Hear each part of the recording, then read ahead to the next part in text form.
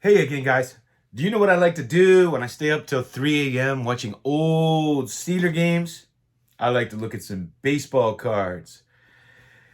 Yeah, so I just did a video on my man Lynn Swann here. It really bothers me when people say he doesn't belong in the Hall of Fame. They don't really give him a lot of love. It's all about the stats. But let me tell you something. At the time he played, he was the best receiver in football. It was a different game back then. If you're younger, you're used to watching these guys fly down the sidelines, running slants all the time.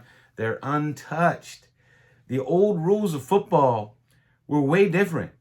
I mean, it was virtually impossible to get a pass interference call. You had to literally tackle the guy because defensive backs were allowed to manhandle the receiver the whole way down the field. They didn't have to just touch it for 5 yards and let him go.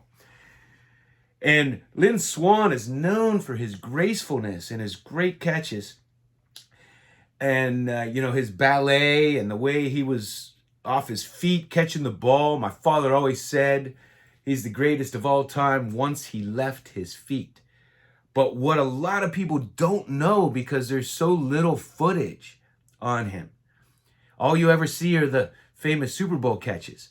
But what people don't know is he was a possession receiver. He would go across the middle and just get killed and hang on to that ball. George Atkinson and Jack Tatum for the Raiders, they used to try to decapitate the guy. I mean, they used to try to kill him.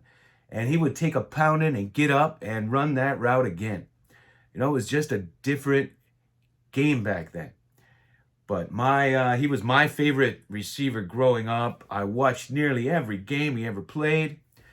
He was the number one pick of the Steelers in 1974. They drafted four Hall of Famers in that draft. Mike Webster, John Stallworth, and Jack Lambert also. He was a track star at USC, and he was the number one receiver coming out of college. And he shined in the big game. But Lynn Swann, man, I would love to watch him play. He doesn't get enough respect. All right, guys, I have a big card showing for you right now. I want to show you a bunch of good stuff that I picked up. I've been absolutely slammed with work over the last month. I haven't had much time to do anything. So let's see. Let's see what I got. First, I got this Charlie Trippy from 1953. Just a great card. Now, he was primarily a halfback, but he was a versatile, great athlete. He punted, he did returns, he was a quarterback. They used him in a lot of different roles. I think he was a place kicker. He was also highly recruited by 4 baseball teams, including the Yankees and the Red Sox. In college, he batted .475 at Georgia. And in the minors, batted .325, but decided to sign with the NFL. But a great card. I picked up another 1969 Roberto Clemente.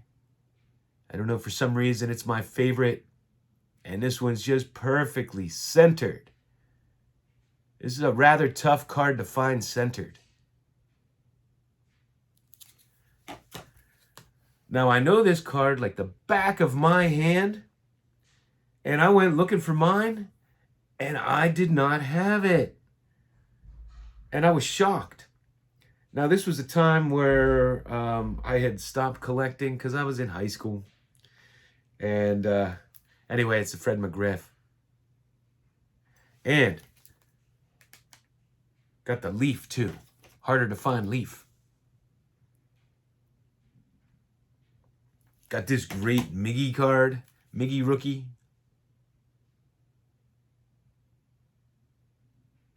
And this guy was just fantastic down the stretch for the Pittsburgh Steelers.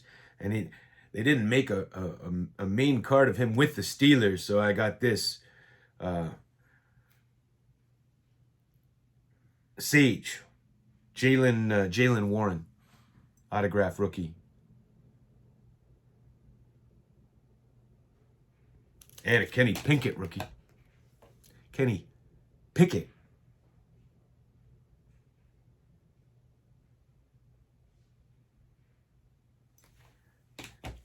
Got two great old Mecha boxing cards here.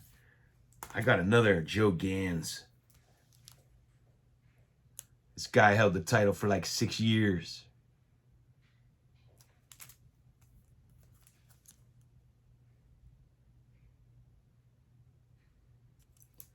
And Joe Jeanette.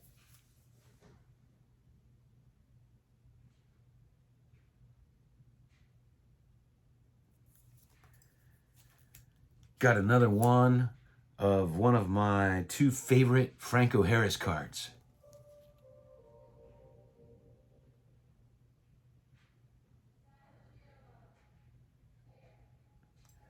My wife just came home. She's gonna put on that Netflix stuff. I got a Maradona here from Spain.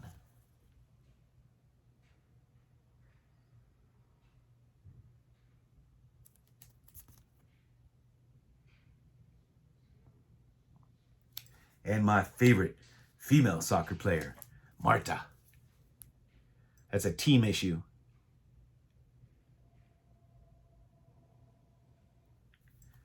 I got another one of the greatest rookie cards ever made. Ichiro and Pujols.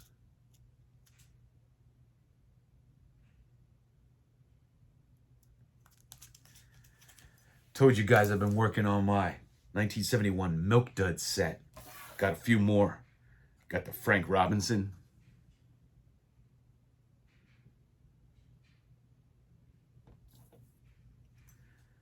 Bill Freehand, great catcher.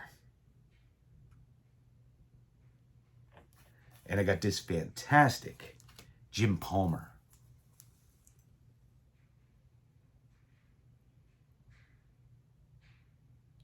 Says that he had the second best ERA in the American League. And got a 19, these are from 54, I believe. Johnson Cookies, Lou Burdett. And that's my favorite year for the Johnston Cookies. Love that size card.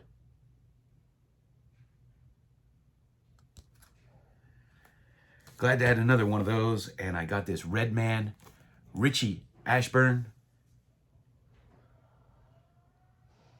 My man Reese will appreciate that one. He's been texting me. He's at the Baseball Hall of Fame. Keeps texting me pictures. I have to go. With the tab there. And I got this great 4-in-1 with one of the greatest catchers of all time, Ernie Lombardi. Doesn't get enough love. All of the great catchers were Italian. Ernie Lombardi, Yogi Berra, Roy Campanella, and Mike Piazza. Mike Piazza. Somebody sent me this schedule. All right, I know Johnny Bench is in there, but we'll give him a pass. He could be a honorary Italian. I got this great 1962 stamp, still connected with Sandy Koufax. Got this great LeBron prism. Got a Kyrie Irving Hoops rookie.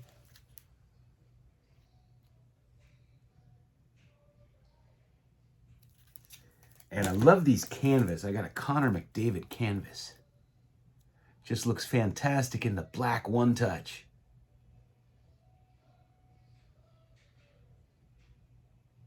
Black and white canvas there. And got a Harvey Haddix post serial.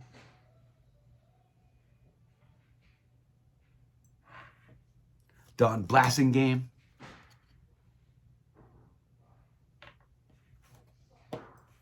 Bobby Mitchell.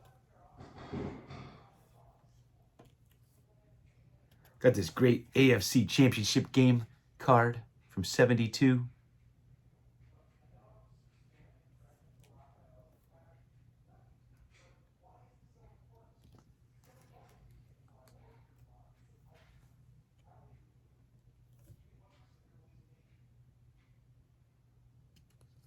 This great Charlie Sanders. I got a few 1962 tops.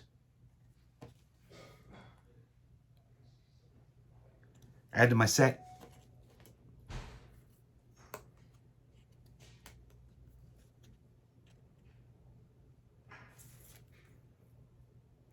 I try to find the green tint ones when I can.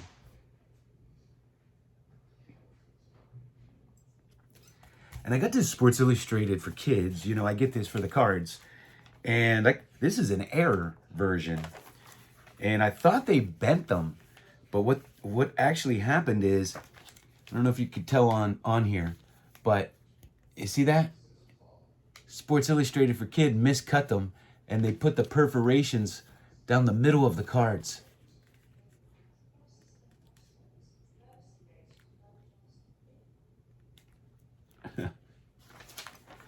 Error version.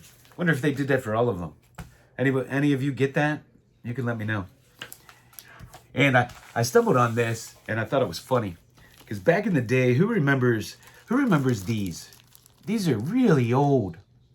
And these are the extra long penny sleeves. And we used to use these. I used to go to a card shop, and he would put the cards in here, and he had cork boards all around the store. And he would take all kind of cards, and because they were extra long, he would put a thumbtack and tack them to the cork board. And I would just go around there. He had them for like a quarter, 75 cents, 50 cents, $1. And I would go to town on the cork board and buy all kind of things. So this is, it stood extra high. So you could just tack them there. You could put them around your room too. Till your mom came in and found out you were putting tacks all in the wall. Hey guys, thanks for watching.